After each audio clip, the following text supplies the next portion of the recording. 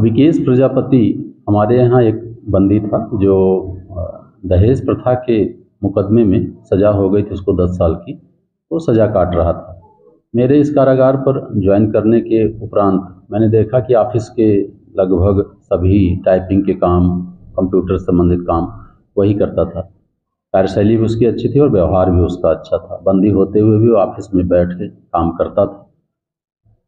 24 मई 2024 को जब उसकी सज़ा पूरी हुई तो आपस में मैंने उससे बात किया। हमने कहा कभी कोई आवश्यकता पड़े तो जेल में आके तुम काम कर दोगे? उसने हामी भरा हाँ साहब बिल्कुल मैं काम कर दूंगा। इत्तेफाक से जुलाई में हमारे हेडक्वार्टर द्वारा एक सूचना हम लोगों को दी गई कि आउटसोर्सिंग के माध्यम से कंप्यूटर ऑपरेटर की भर्ती जेम पोर्टल की जाए। मैंने इसको बुलवाया, ये सब काम जानता था, देखा इसका ये काम करने के लिए तैयार हो गया और उसको जेम पोर्टल के माध्यम से कंप्यूटर ऑपरेटर के पद पे यहाँ पे आउटसोर्सिंग के जरिए से रखा गया।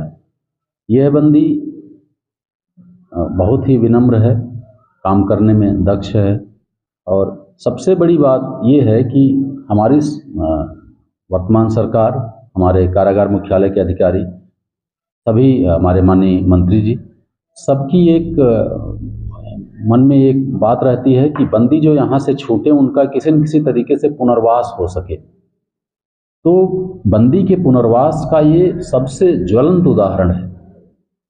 संभवतः किसी और भी जेल में होगा, मैं नहीं बता सकता, मुझे जानकारी नहीं है, लेकिन अपने आप में एक अनूठा उदाहरण है कि बंदी यहाँ से अच्छे आचरण के चलते 10 साल की सज़ा को 8 साल कुछ महीने में काट के छूटा और उसके बाद फिर से कारागार विभाग के निर्देशित किए जाने पर एक ऐसी पुनर्वास की योजना में फिर से जेल में काम कर रहा है।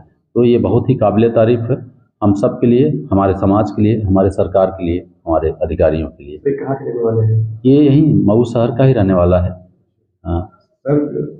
सर वो ये आउटसोर्सिंग से है तो सैलरी कंपनी देगी? सैलरी कंपनी देगी नहीं, जिस जेम पोर्टल पे जब जिसने इनको हायर किया है उसके माध्यम से इनको सैलरी मिलती है और 5 महीने की इसको सैलरी दी जा चुकी है।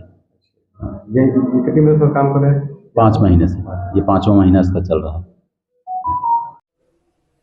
सर जिला जेल में मामला आया है जो है एड्स को लेकर के कि 13 जो है पॉजिटिव पाए गए हैं। सर क्या है पूरा मामला? देखिए, एड्स एक बीमारी है और ये एक तरह से जैसे शुगर डायबिटीज़ होती है वैसे ये भी है। ऑटो इम्यून डेफिशिएंसी सिंड्रोम कहते हैं और ह्यूमन इम्यूनो डेफिशिएंसी वायरस इसका कारण होता है।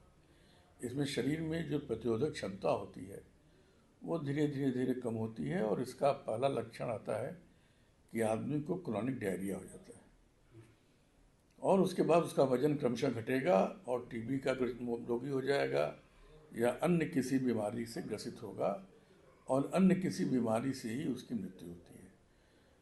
अब इसकी बहुत अच्छी दवाएं आ गई हैं। हमारे पास जो सेंटर्स हैं उसमें सभी दवाएं मुफ्त हैं, सभी के कार्ड्स बनते हैं, सभी दवाएं निःशुल्क मिलती हैं और इन 11 मरीजों का इलाज कार्ड बना के नियमित रूप से चल रहा है। हर महीने हम लोग HIV की स्क्रीनिंग करते हैं। अगर कुछ रोगी और भी आते हैं तो उनकी वो दवा दी जाएगी और सभी दवा ले रहे हैं रेगुलर रूप से, नियमित रूप से दवा ग्रहण कर रहे हैं और सभी लोग किसी अन्य बीमारी की चपेट में नहीं आए हैं। और चूँकि ऐसा बीमारी है जीवन भर पर्यंत चलती है, पूरे जीवन भर चलती है, तो नियमित दवाएं बड़ी महंगी हैं। इसकी एंटीवायरल ड्रग्स हैं, वो सभी सरकार द्वारा दी जाती है और उन दवाओं से सभी लोग स्वस्थ हैं, कहीं कोई परेशानी नहीं है। तो सर जो 13 लोग हैं कि 11 लोग हैं सर जिला जेल में?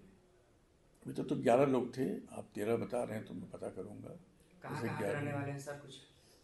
उसमें 7 बलिया के हैं, बाकी 5 जो हैं हमारे 4 हुआ ना, वो यहाँ के मऊ जनपद के हैं। हाँ सर बताया जा रहा है कि जो है टेटू बनाने की वजह से इस तरह का समस्या आई है। देखिए, HIV का जो मुख्य कारण होता है वो जो बॉडी फ्लूइड है, शरीर का जो पानी है चाहे वो सीमेन के रूप में हो, चाहे ब्लड के रूप में हो, चाहे किसी के इन्फेक्टेड सिरिंज के रूप में हो, तो ये जब जाता है तभी वो वायरस प्रवेश करता है।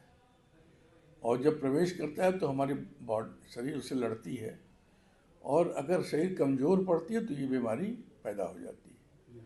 तो टैटू भी निश्चित रूप से, जैसे एक किसी का टैटू बनाया आपने, किसी ने बनाया, और उसी सिरिंज से अगर दूसरा टैटू बनेगा तो निश्चित रूप से उसको बीमारी होगी।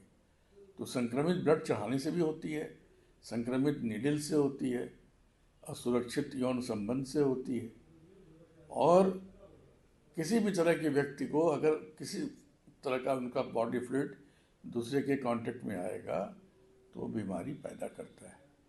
इसकी सभी को शिक्षा दी जाती है। और असुरक्षित यौन संबंध के लिए तो बहुत समय से लोग जानते हैं। हम लोग कंडोम का इस्तेमाल कर रहे हैं, कंडोम बॉक्सेस हर जगह लगाए गए हैं, और हम लोग लगातार मीटिंग्स भी करते हैं जो फीमेल सेक्स वर्कर्स हैं उनके साथ, कि आप हमेशा अपने जो टेनेंट्स हैं उनके साथ अगर रहना है तो कंडोम का यूज़ करें, उसके बिना असुरक्षित यौन संबंध कहीं भी ना हो, जिससे कि रोग का प्रचार प्रसार न होने पाए। तो सर जेल में जितने लोग पॉजिटिव पाए गए हैं सभी का इलाज चल रहा है? सभी का इलाज चल रहा है, सभी के कार्ड बने हैं, सभी को नियमित दवा मिल रही है, और सभी लोग स्वस्थ हैं, ठीक है।